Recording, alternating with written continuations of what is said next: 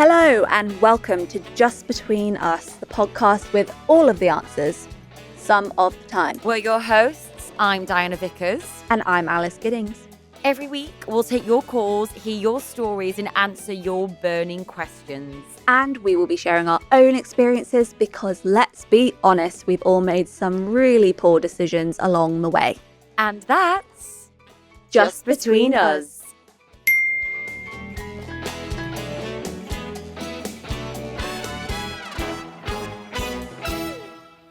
Okay, Alice, who have we got on the line this week?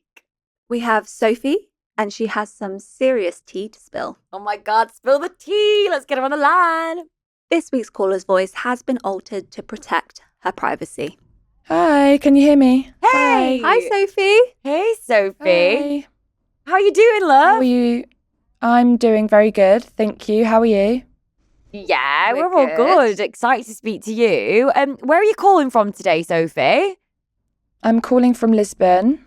Lisbon. I love it. And how old are you? I'm 25. Okay. Lovely. All right, how can we help you today? Tell us your story, Sophie. All right, so I kind of put myself into a bit of a funny situation a couple of years ago, actually, 3 years ago. I just moved to Lisbon at the time and I started dating this guy that I really liked. I was working on an office job and he was also looking for a job. He was a bit desperate for a job. And so I decided to help him out and I helped him get a job where I was working at. No one knew we were a couple at the time.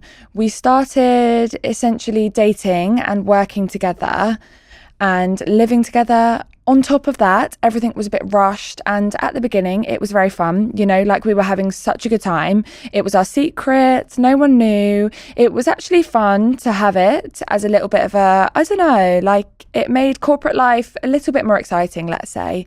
And we were working from home, but no one knew our address. And it was the same. Like, I don't know. It was just funny until he started breaking up with me twice. First time... Not twice. Yeah, twice.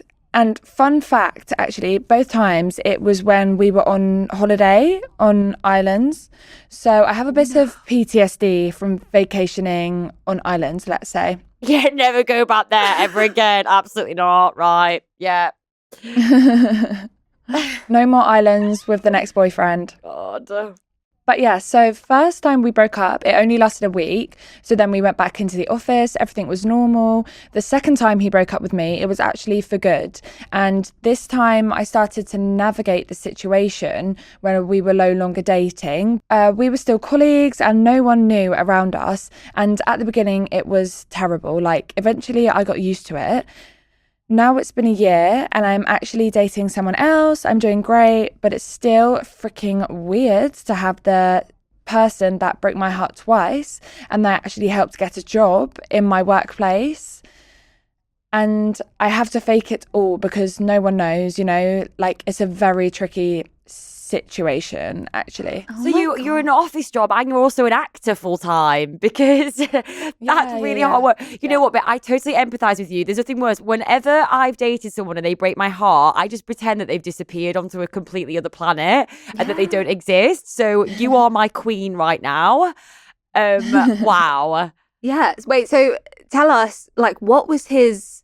I mean, you're so lovely for helping him get a job, but what was the reason for both breakups? Yeah. So essentially, funny enough, both times he broke up with me, we were on holiday on islands, and he would tell me that he needed to find himself, that he wasn't happy in his corporate job, he wasn't happy in his routine. And so the second time that he broke up with me, I was like, okay, you know what? Fine, go find yourself, you know, happy for you. And so I expected him to actually leave the job and move on the other side of the world. But no, he didn't. Like the only thing he changed about his life was breaking up with me, which is fine because I'm so grateful that he did. But at the same time, now I'm stuck in this situation and he's still stuck in his routine and I'm still waiting for him to change up. And I cannot say anything, you know, like it's like, I don't know, I don't want to be an unprofessional in the workplace. So I don't want to tell my colleagues what I've been through. But part of me sometimes, especially like after I don't know, my third upper Aperol spritz on a corporate drink really wants to let it Absolutely. out. How closely do you guys work together at work? How often do you see each other? We sit on the same floor, so we do see each other. We don't work too close, but we still have those couple of calls every week. So I do have to interact with him. And what's funny is that like every interaction that we have is super nice, but like nice fake. So it's usually like, oh, how are you, Sophie? Oh, I'm good. Thank you. How are you? Oh, good. I'm doing great. Oh, bye-bye. Have a good weekend. You know, like terrible. And does he have a new partner now? Well, I actually have no idea. I don't think so, but I think like the thing is that we're very close in our professional life, but we don't have that many friends in common outside of work, luckily. Yeah, at least that's that. good. So at least we're not part of the same group of friends. So I actually have no idea. But I can speak for myself. At least I moved on, and that really helped. I guess it's so weird as well, because I guess that so much a part of your work life at one point involved this relationship. And I guess, so for example, in the days, would you guys go off and have like a little cheeky little kiss or any exciting moments during the office hours? I want to know. Well, since this is a safe space, I can definitely admit that, yeah, like whenever we were working from home, it was fun, especially at the beginning, you know, it was like something new. And also we were at the beginning of our dating life. And so, yeah, we would definitely joke about the fact that, I don't know, we were just getting paid to have sex and stuff like that, you know? Oh my God, that deserves a round of applause. I'm obsessed with that. Yeah, no, why not? You're working from home. Absolutely. So we made things really, really fun as well. And then when you lose that, and then all of a sudden there's something that was so exciting and fun that made you wake up and do really good at work, it's then like, oh God, it becomes such a drag because there's this like reminder, and now you just feel really deflated. It's just like, go away. I totally empathize. Exactly. And I feel like I'm very career driven. Like I do care a lot about my job. I love my job. Well, he clearly doesn't, you know. He's been talking about changing life, getting out of his routine for like years now. And so I don't feel like I should be the one changing job and moving on. I feel like he should be the one like moving to the other side of the world and finding himself, as he said when we broke up, both times. So I feel like I'm kind of stuck in it. And now I accepted it. And also for the summer, something that I forgot to say is that he moved back to his home country just for like a couple months. And so he's working remotely. So this summer it's been better because I'm not seeing him in person. I'm just dealing with the situation remotely. But in September, he's coming back. And I don't know, I'm kind of thinking about how I should approach it, maybe in a different way. Do you have any ideas? Alice, do you have any ideas? It's so hard because honestly, I think you've pretty much done everything right. I know that might be annoying to hear, but you've kept it professional, which kudos to you because that must have been so hard. And yeah, keeping your lips sealed after the third Aperol when you just really want to tell everyone how much of an arse he is probably quite tricky. Yeah, hats off to you, babe. Absolutely. Yeah, but I think one thing you mentioned, you said, you know, I my work's really important to me. Like, I don't want to let him ruin that. And that is something to really hold on to because Matthew Hussey, I don't know if you've heard of him, but he's a dating coach.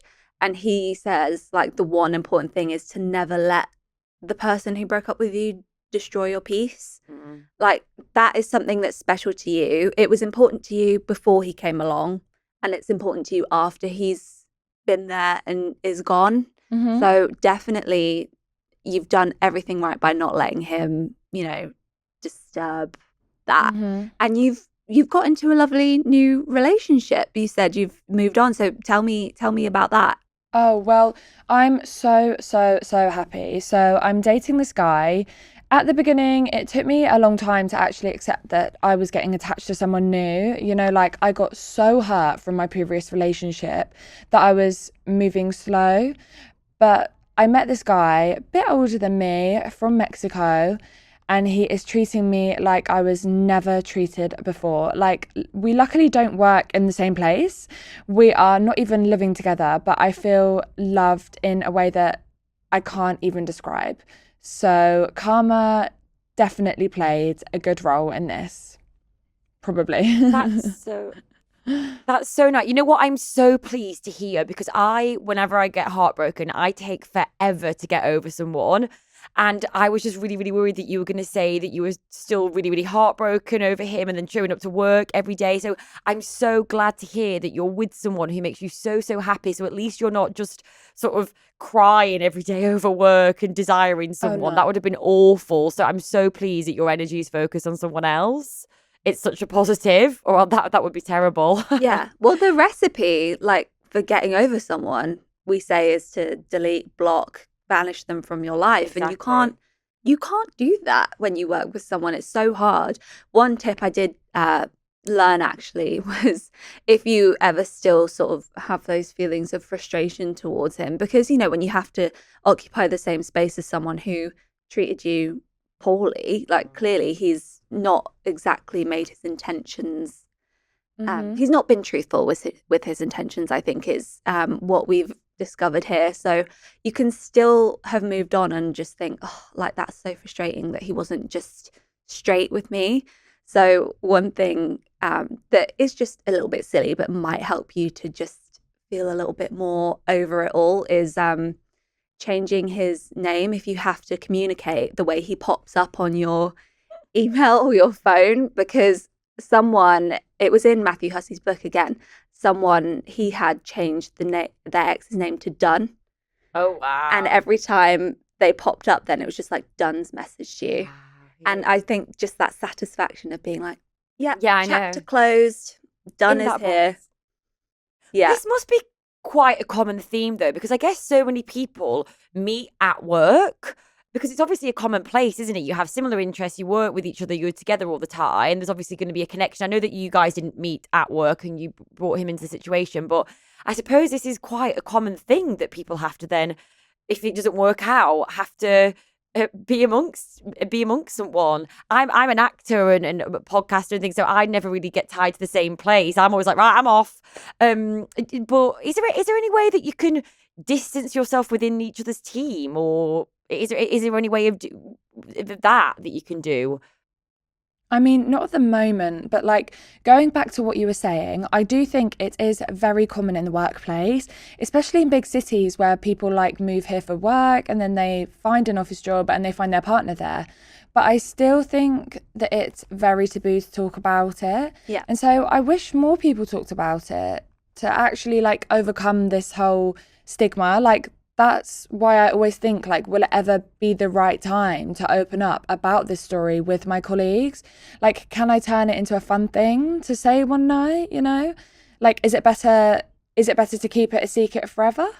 Or would it be better in, I don't know, 6 months to actually be open about it? I would say do not bring it up, because Okay. I know there's the urge to want to kind of, you know, be like, oh yeah, we used to date and oh, he did this and he's such a jerk. But you've done so brilliantly at keeping it so professional. And I think bringing it up to people would give him probably more satisfaction than, you know, because then in his head, he's like, oh, you know, I'm still at the forefront of her mind. And actually, you've moved on. You're blissfully happy. You've got someone who's never made you feel this way before. Don't give him the satisfaction of knowing that he's on your mind. And also from a HR perspective as well, it could get a bit murky. So I would just keep going as you're going, because there is nothing. And remember, he's watching you too. He's watching you move on with someone else. And whether he knows that, I don't know, but he's probably picked it up that you're blissfully happy. And that's, you know, that's penalty enough. It is so hard. I think eventually, maybe when the further you know, the more and more you get happy, and as time goes on, maybe you just won't be that bothered anymore. Obviously, you won't really like him as a human being, but also it feels like he's still trying to figure out who he is. And to be honest, that maybe he might not even be there in a while. You know, that it feels like that it might go that way. That's what I'm sensing here. Or you befriend him and then maybe just give him a gentle push out the door. Just give him advice. Hey, so where do you think you're going to go next? That's what I do. I'd like bring, when they say like enemy closer, and I'd be like, so where do you think? I'm signing him up to like military experiences abroad. Or like another job super, super similar. Like, hey, someone is recruiting at this other company. I thought that you would be really, really, really good. I'd start applying for jobs on behalf of him. That's what I'd be doing.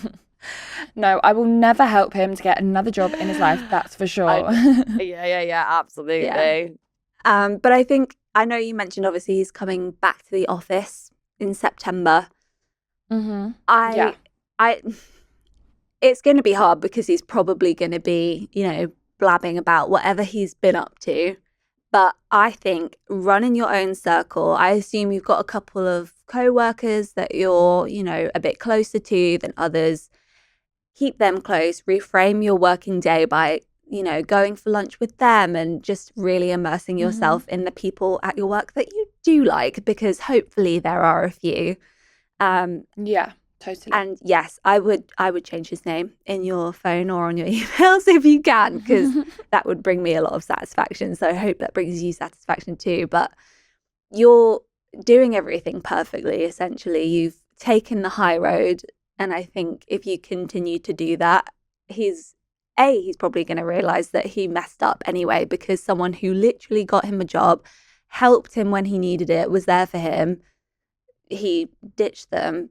That's on him. And he's probably feeling a bit rubbish about it inside. So keep being blissfully happy with your partner and honestly ignoring him where you can, because boundaries in place. Just you stay over there. Yeah. I'm over here. Yeah.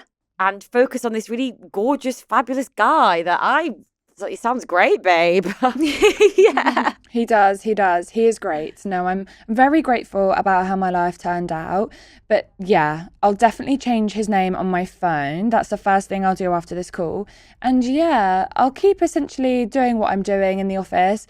But hopefully September will come and everything will feel very natural.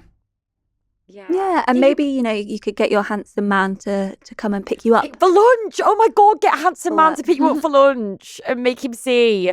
Oh, that's really And just have that satisfaction. Oh, that's actually a good idea. We love that. But I think also by September, summer, you've got a summer of love ahead of you.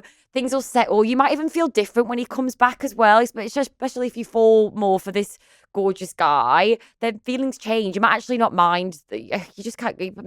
You might not mind him anymore, Things change. Your feelings evolve. I think as time is such a healer. It really is. Yeah, that's true. Yeah.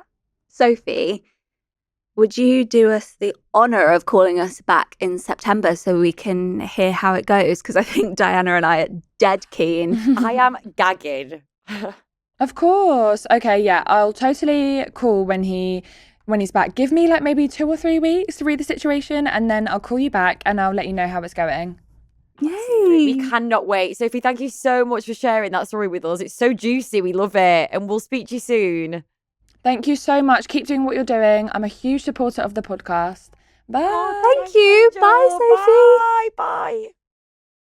That sounds like my worst nightmare. Like I said, it takes me forever to get over someone, especially if I was heartbroken. Mm-hmm. So having to imagine being in the depths of heartbreak and having to come into work when you're feeling so rubbish and be with that person that did that to you twice. I know, and on holiday. Also, I didn't ask. What a terrible time. Why did they keep going to Ireland? On an island, not to Ireland. Why did they keep going to Ireland? They didn't. I am dead. I was thinking, why did you go to Ireland twice? I said, this is so random. Right, that makes more sense. On an island, right. Yeah. But no, Sophie is a trooper. Bless her. I mean, she's so strong. I'd be a mess. I would have done something. I would have told my entire company by now. I would have done everything to try and get him fired. Probably ended up getting myself fired because I would have acted like a complete lunatic. So the fact that she's not done a whisper to anyone, because I was actually going to say to her, you're brilliant in the advice. I was like, maybe she could confide in someone. But then there's all the Chinese whispers amongst the office. And it's just not great. No. And it, again, lets him know that you're thinking about him. Yeah, I know, and we just don't want that, do we? But you know that 1/5 of marriages or civil partnerships started from a relationship at work, I believe that. and 44% know a coworker who's had an affair at work. I was just going to say, these offices, you think that, us actors and performers or whatever, that were the crazy ones, but it's actually all going down at these office Christmas Oh, yeah. parties. Office Christmas parties are literally the most terrifying place you will ever see, ever. The things that happen, I mean, I can't say anything, but the things that happen What goes on in are this bananas. office? I know, if I ever dated someone that works in an office and there's a Christmas party, I'd be like, I'm coming to that. And I'm seeing... +1 now. Yeah, I'm seeing what's going on here. 66% of us have had a workplace romance in the UK. So, have you had one? I have had a romance. It's never been like a serious... I've never met a partner. I've definitely had fun with someone on a job. And that's happened a couple of times. Can we have any details? Or are you going to get in trouble? I've done acting jobs or dated members of my band. Ooh, that's quite hot. Yeah, I've done that. Although there was actually a relationship. There was a guy that actually was in my band when I was younger, and I was dating someone at the time, and we were really intense. We were on a tour with each other, and I ended it with the other guy, and then we ended up getting together, and that was for a good few months, and that was quite sexy. Like, you're on tour, and we were in rehearsals together, and we were sort of like staring at each other, and he was slapping the bass, and I'd be like, this is like sexy. This is like a rom-com happening right now. It was quite fun, so that was fun. And then there's like been actors on jobs where we've been friends, and then we've turned into lovers, but it's never been. But then it's just not worked out outside the job. It's been very much a showmance. That happens a lot with actors. If you have a love interest that is playing opposite you, do you sometimes find it hard to kind of separate it? I am a sucker for that. Honestly, it's really confusing. It's a lot, especially when you're snogging them. Yeah. And being really, really, really close with them. So yeah, it is confusing, especially when you've got a partner as well. Like, I've been on a job before where I've been really, really madly in love with someone, but then you're going to work every day, you're working in such close proximities with that person, and you're grinding and this and that. And you're thinking, I fancy you a little bit. So yeah, it's very confusing. No, but I was speaking to a therapist about this actually, and it's a fair while ago now, but she was saying, everything can be rosy outside of work, or if it's not, this applies even more so, but you spend so much time at work with this, usually only a few people in your team, right? If that's how you work, and you end up doing socials together, everything together, the lines get blurred, and it's that feeling of we're not meant to do anything, like HR says no, and I have to be professional, and then you've just got the longing looks over the desk. It's so sexy. The thought of like putting on your makeup the in the forbidden morning, fruit. and like the mundaneness sometimes of work, when you get into your routine, but then knowing that there's a really fitty across the room that you're just going to stare at all day and have that vibe, it makes everything so much more the mundane, so much more exciting, doesn't it? Yeah. Have you ever had a work romance? No, I haven't. I had a first date with one person who I'd had a crush on for quite a while, and very quickly realised why it was a terrible idea, and nothing happened, and it never went any further, and I'm very glad about that. So it was all very awkward, and it's really taught me that, I'm obviously blissfully happy now, but you really shouldn't go to the loo where you eat. I was going to just say, you don't poo where you eat. Literally, it is really, really, it's a bad of that. The good thing about being an actor, though, is the jobs don't last that long. So you do it, and then you think, okay, well, this is a 3-month job or a 6-week job. Bye. A lot of people could do with that, I feel. That's a luxury. Yeah, but I think it is different. Say you're working in an office and it's the foreseeable future. I think that can get really messy. And there's also the phenomenon of like, are they hot or are they just office hot? Exactly. You don't really know. Yeah. It's like, if you pass them on the street, would you think, oh yeah, they're really attractive? Or is it just because they're there and you see them every day? Especially people that get into affairs at work and stuff. I feel like you don't really know. Is it just because things aren't really great at home and then you're just around you all the time and it's quite hot in the office because it's forbidden? Or is this a genuine connection? I think a lot of people, when you work with someone, you both understand the stresses of that job and the difficulties that comes with it, and that can be quite a bonding experience. Absolutely. And I think people can misconstrue that for like a really true emotional connection, even when they've got something really amazing outside of work. And obviously, if you're really emotionally intelligent, you'll be able to differentiate that. And if you've got strong morals, you would never cheat on your partner. Absolutely. But you can sometimes see how that relationship evolves, even if you disagree with it. Because it's that shared sense of maybe you both hate your boss or you're both so stressed about a project that you're having to stay late to sort out, and you can both relate and you don't even have to speak about it. You just know what the other's feeling, and that can be really mistaken for a deep connection, I think. Absolutely. And then like you've got to go and wind with a pint after work because it's all got really, really intense, and then it's all the touching the knees under the table and oh, maybe get it. I get terrified. Like, I want to, work with the best of the best in my acting career. And, what if I get married one day and then they put me with Jacob Elordi? I'm going to be Wouldn't that be the dream? I'm going to be screwed. I'd be like to my fellow, well, that's not them. if Jacob will have me. I'm joking. But it does terrify me. Like, what will I do then now? I think also for you, it must be quite hard to have a partner who's understanding of like what your job comes with, because I couldn't handle my partner going to work and kissing someone else. Absolutely. I know, I guess. The thought, even now, I don't think I could ever date an actor. I think I'd be terrified. Yeah, I think that I've now done like a no actor rule. Watch me now, date an actor next. Because I'm a sucker for them. But yeah, I guess someone would have to. I think I'm a pretty trustworthy person. When I'm madly in love with someone, I'm solely on them. But yeah, if you're going into work and you've got to be a love interest of Jacob Elordi, I'm gonna get a bit confused. Yeah. I can safely say that in a relationship, I've literally never had any issues with being faithful. I think it's because I'm monogamous. I think it's a really beautiful thing when you find that one person. If I ever have had thoughts, it's been a sign to me that I'm not in the right relationship. And I don't think that's the key for everyone. I think you can be in a marriage of however many years and look at someone in the street and think they're attractive, and that's not a bad thing. But for me, it's never really occurred to me.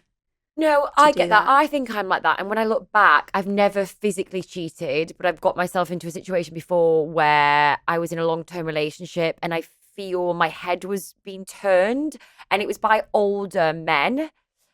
And I was thinking maybe there's just something here that I'm lacking. And I was in a really loving, great relationship, but I think I was really young when we met. And then, so I was thinking, and I didn't do anything physically, but I think it was reminding me of maybe, like you just said, something that I was seeking that was a little revelation to me. Yeah. I mean, when it's natural if your relationship's lacking in one area, especially for women, we pick up on that, like that distance between us and our partner, we pick up on it very quickly. And we often try and remedy it. And, we put the work in. And this is why we see the majority of divorces being filed by women. I think in 2019, 62% were filed by women. And the reasoning for that, I was again speaking to a therapist about this. And the reasoning is that women will spot the issue, try to resolve it. And then they go quiet and they give up. And they resign themselves, and men take that silence as, oh, she's happy, she's doing fine, like everything's fine. But actually it's resentment. Mm. And then by the time they file for divorce and men go, oh, like, no, I don't want to lose this relationship. Your wife's clocked out, she's done, she's signed off, she tried. And obviously it's not the case for all men. You know, there are plenty of men out there who are amazing husbands and so, you know, dedicated and in tune with their wife's emotions. But this is a trend that the therapist sees time and time again, is men just don't necessarily clock it until it's too late. And they also then struggle a lot more in the aftermath. Absolutely. Yeah. Men, I think, after a divorce also really struggle being alone. They really, really crumble. I always feel really bad. They've had all this like support from a woman, and then a lot of them can't really function without them. See it a lot, especially when it happens when you get divorced when you're an older couple as well. Men just don't know what the hell to do. Yeah. Yeah. I think that's quite a generational thing as well. That is generational, isn't it? Absolutely. Okay, so men don't do well after breakups. We've covered that, but tell me about your breakups. How do you deal? When I'm really, really into someone, I really give my heart away, and I really struggle. You know, I ended something with someone. We were together for 2 years, and my dad passed away not long afterwards, and that was really hard because I was like with double grief. Yeah. And it took me a really long time to get over that because I really wanted that to work out. But even now, I was seeing someone at the beginning of last year and it didn't work out, but I was so invested in that person, and I found it really, really difficult. It was like very much like I was falling in love with that person, and then I thought it was going to go one way, and then it didn't. And it was a really long time to process, and even now I'm still kind of picking up the pieces from it. But then someone else recently, it didn't work out, and I kind of knew at the time that the feelings weren't growing as they should do. So I was really upset because I thought he was brilliant, But yeah, no, I don't cope well. I get, even now, I am so scared about falling for someone again because I fall so hard when I do, and I'm just terrified that they're just going to break my little heart. Because I really didn't think that the guy from last year would have done that to me, but he did, and it was horrible.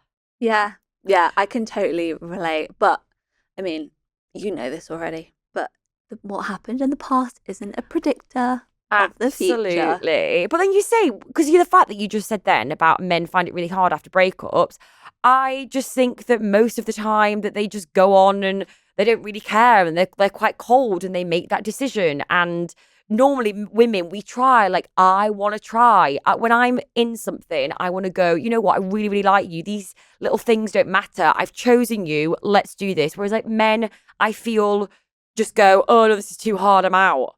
Yeah, I mean, this is me being speculative, but I think with how men are conditioned in society to not talk about their feelings, to, they don't really communicate that because it's kind of the stiff upper lip and they shouldn't say it in case they look weak. I think it's probably hardwired a lot of them to be quite dismissive avoidance. Yeah. And I think, when things get a little bit tricky, there's a chance that actually that's really scary. And instead of talking it out, the kind of default is, oh, I need to go. Like, I can't handle this. This is too much. But it's so confusing when they come on super, super strong, like this guy did, because it was very much all in, very much, this is you, I want this, you're amazing, you're incredible, and such an incredible connection. But then, yes, it turned very just, you sort of feel them pulling away, and then when you want to speak to them about it, they're like, no, I'm fine, but then they turn someone's like love bomber to dismissive avoidant. It's very jarring. Yeah, very, very jarring. And I know exactly what you mean because I've experienced that too. But yeah, I think it's the way we process it is different. The way we process is so different to men. How do you normally deal with a breakup? It depends. I remember when I broke up with my first boyfriend, I was fine because I had signed off from that relationship literally about 6 months before. So I felt relief. I felt free. Second boyfriend, absolutely heartbroken, distraught, ended up being on and off for like 2 years after. And it was very unhealthy, very bad coping mechanisms, very toxic. So I wouldn't recommend. Yeah, I would not recommend that. And then I think a breakup I really struggled to process was my last breakup, because that was essentially I was going through getting my diagnosis of endometriosis. And he sort of turned around to me and was like, I can't deal with your problems. Oh. And we'd been together nearly 3 years. And he said, I don't think I can give you what you want. And I all I wanted was an open conversation about what our future might look like if I, struggled to have kids or whatever. And he was very much just, I can't do this. I can't do it. And he wouldn't say, I want to break up, because he couldn't get it out. But I sort of had to do it for him and be like, go then, if you're not going to support me. Especially when you're in so much pain, and that pain of endometriosis is so debilitating. And then on top of all that, thinking about what your future looks like, and then not having the support from someone that you've been with such a long time, that's so disappointing. Yeah, and it was a real letdown. And you think, I didn't have a choice that I had this condition. I don't get a say in that. And you're going to leave me for something that I can't control. I mean, obviously now I look at it as a blessing, because if I'd had any problems down the line, he would have just bolted. Absolutely. But it can be really hard to process when you feel like you've done something wrong, even though you haven't. That's it, isn't it? Obviously, you did absolutely nothing wrong. That's obviously his character as a human being, and you'd rather someone show themselves now and further down the line if you were trying for a baby, or you were a mother and he was the father, and then they bowl. That is his character, and now you're in a really lovely, gorgeous, healthy relationship. But you can't help but take these things personally. You're thinking, well, why didn't you stick around for me? Why wasn't I enough? That's what I always go back to, especially with this last guy that really, really hurt me. I'm thinking, why wasn't the connection enough? Yeah. Why wasn't that? Why did you let these silly things get in the way? And you really turn in on yourself, and that can be, it's horrible. You can really break yourself down. Yeah. And they then usually go and show up for someone else in the ways they didn't show up for you. Exactly. But one thing I always comfort myself with, Sex and the City, where it's the cab light theory. Miranda talks about cab light theory. Yes, I love this. Yeah. And that person's cab light could be off while they're with you, and you break up, and they could have a girlfriend after you. They could have another girlfriend after that. And it will just be dumb luck that one day that cab light will turn on and they will be everything that person needs them to be. Absolutely. I think that. And I think it's all about timing. It's about age, where you're at in your life. Like, he was younger than me, this guy, and in his career. And the same with my ex when I was with for 2 years. We were younger back then, and it was an age thing. And even now I look at my ex of 2 years, he's still not with anyone. He's doing the sort of same patterns of behavior. And I don't know anything about the last guy that broke my little heart. But yeah, it is. I like that cab light theory. I know. There's no rhyme or reason. Yeah, and sometimes you do have this thing that they just go on and they'll get married and have babies, and they might do, but then they also might not. Yeah. So, and that's part of the torture of the heartbreak as well, isn't it? Yeah. Sometimes it's just because they weren't ready to be who you needed them to be, and it's their loss, your gain. And Absolutely. It sounds cliche, but it's true. It's so true. But yeah, I just have to say that, over the record, any person who is heartbroken right now that is listening to this, I totally empathize. It feels like the worst thing in the world, and you're never going to get over it. It's my Achilles heel. I could get rejected from so many auditions, something not work out. But it's just something, when my heart's broken, it's a mess. I can't get out of bed. But you will get over it. Even if you're having conversations with that person still a year to come in the shower in your head or out loud. I still do it now. But like, eventually, like, it just get easier, and you will get through it, and you will fall in love again. Yeah. And that person will be the love of your life. Exactly. Okay, it's time for the hot take of the week. Let's do it. Have you ever had a crush on someone who was completely off limits? Yeah, I've had a few. Do tell. Yeah, I have. I think you have these connections with people, and you can't help it. Not that I would go there or act upon it, but it's definitely happened and it's become in my head and I've gotten really annoyed about it. Like, why? I rarely like people as well. And everyone kind of annoys me and doesn't really stimulate me. And then I'll be out on a night out or get a job and I'll be thinking, why the hell are you in a relationship? It's annoying. But the real good ones are. Yeah, true. I mean, I'm quite vanilla. I don't think I ever have. I think I've always been fortunate that the person I fancied has Been available. been available. No, I have a Annoyingly. nightmare all the time. I'm like, oh, for God's sake, you. And then what's really annoying about these nightmares is when you know full well that they fancy you. So you've got this connection and they push it too far and they're super, super flirty and there's a total vibe and you're just thinking, well, now you're just taunting me. That's some sexual tension right there. Yeah. And it's just annoying because at the end of the day, they get to go home with their partner and have their cake and eat it too, or have a little flirt or whatever, or make me feel like there's some sort of connection. And then at the end of the day, I just go home and nothing, nada. Mm-hmm. It's so annoying. It's happened far too many times with me, but nothing's like happened, but it's happened far too many times. Or people have pushed the boundaries with me and I've been like, this is really unfair what you're doing. The unrequited love hits hard. That's it for this week's episode of Just Between Us, the podcast with all the answers some of the time. So if you have a story, an issue, or a burning question, then email justbetweenus@metro.co.uk or join our WhatsApp group. The link is in the bio. And make sure you follow us on Instagram and TikTok at JBUPod to get all the little backstage clips. Until next time, keep it messy, keep it honest. And remember, It's just between us. And of course, don't forget to follow or subscribe so you never miss an episode.